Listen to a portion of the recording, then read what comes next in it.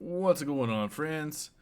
As you all know, because this is a very heated topic in the news right now, the United Healthcare executive was slain by Mr. Luigi Mangione.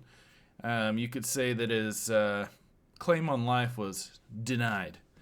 So, anyway, outside of my sarcastic gab here, Shark Tank Wonder Man, whatever he calls himself, Mr. Wonderful, he did an interview on CN 5 days ago now, and he gave his thoughts and a couple, perspectives towards this whole slaying of the CEO. So let's get right into it. So, the reaction by executives across the nation following a brutal, cold-blooded killing of the United Healthcare executive Brian Thompson last week didn't sit right with Shark Tank star investor Kevin O'Leary. Instead of making efforts to fortify security around them, executives should read the room and realize the public is turning against them, the investor and chairman of O'Leary Ventures said Wednesday. This is quite the backlash, O'Leary said. This is the power of social media. O'Leary made the remarks during an appearance on CNN, where he pointed out the dynamics at play in this case that stirred simmering frustrations around healthcare in America against the backdrop of calculated assassination. If anything good is going to come of this, it's going to be policy change, because you basically got people lighting up their torches, just like in the Frankenstein story, and going to the castle, and they're going to burn it down, O'Leary told CNN's Wolf Blitzer.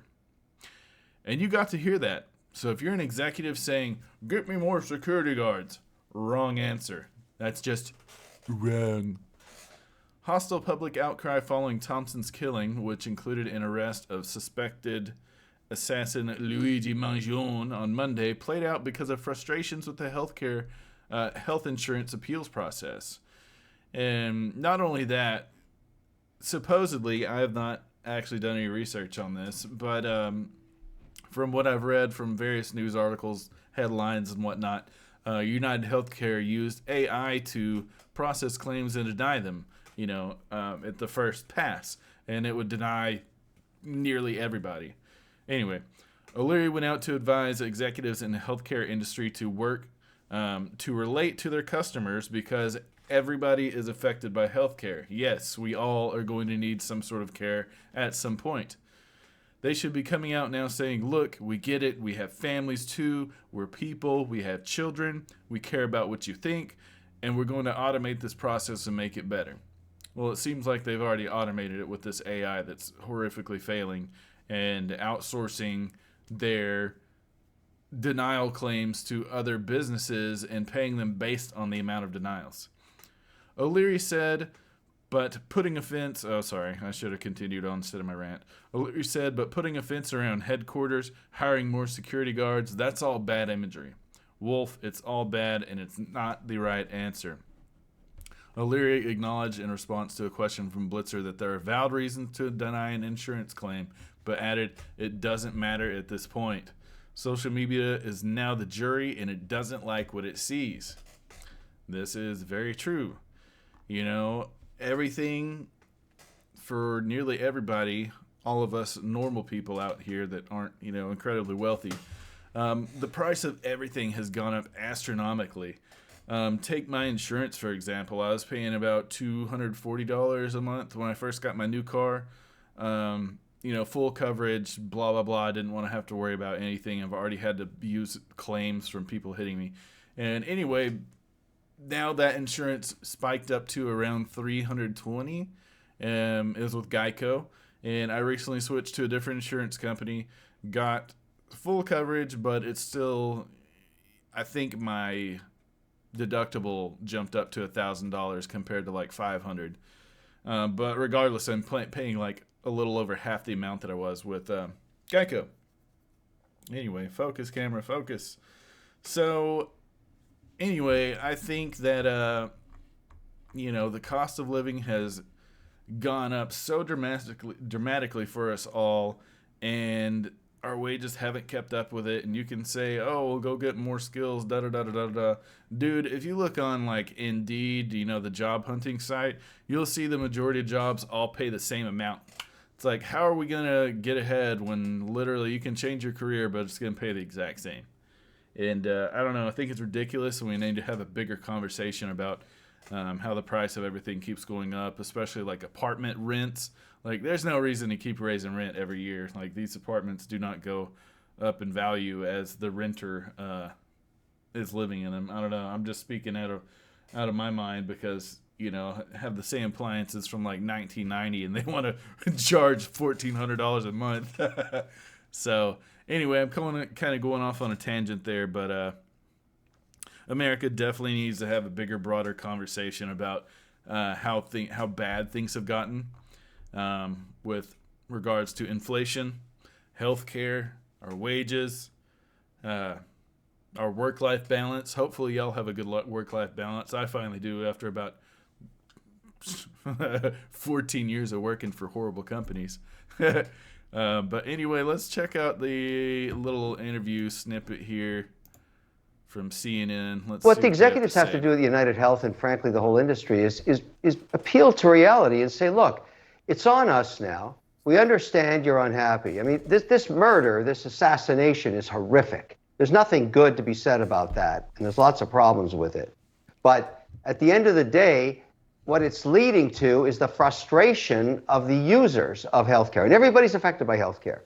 They should be coming out now saying, look, we get it. We have families too. We're people. We have children. We care about what you think about, and we're going to automate this process and make it better or do whatever they have to do. That when you appeal a case, it's not a delay situation.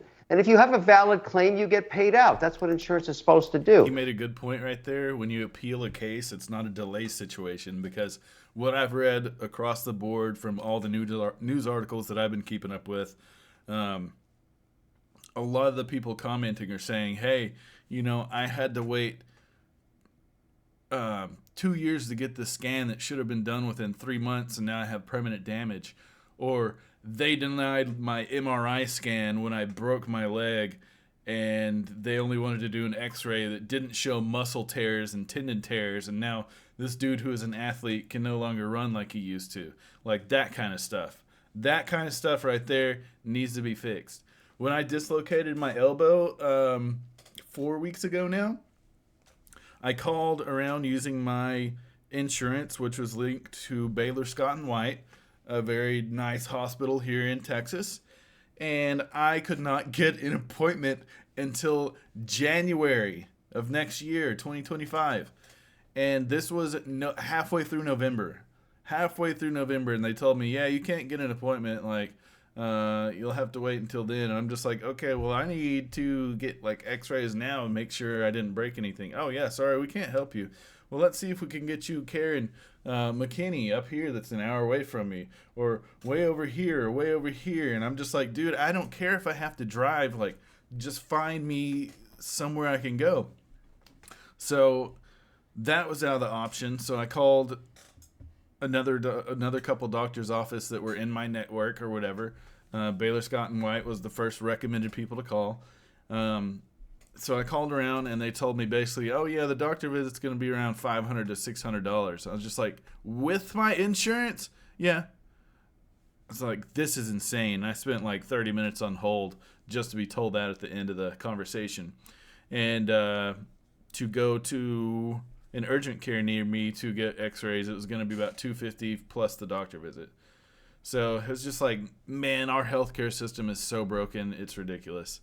Anyway, let's continue listening. But putting a fence around headquarters, hiring more security guards, that's all bad imagery, Wolf. It's all bad, and it's not the right answer.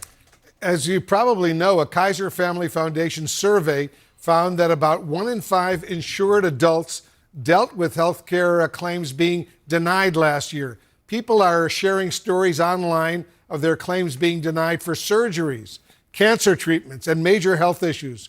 What do you say to them?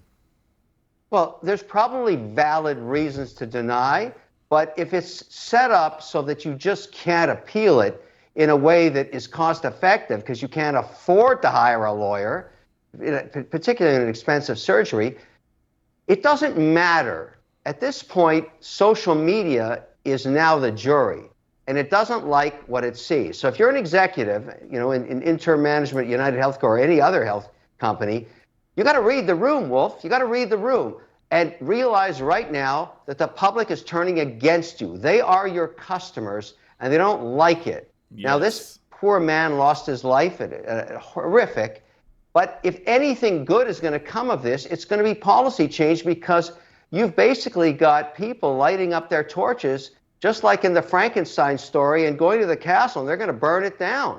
And you gotta hear that. So if you're an executive saying, get me more security guards, wrong answer. Right. That's just wrong. If you don't understand what you have to do now, to get in front of this thing and say, look, it's on us. We hear you. We hear you. We hear you. And we're people too. We'll solve this problem. Here's how we're going to do it.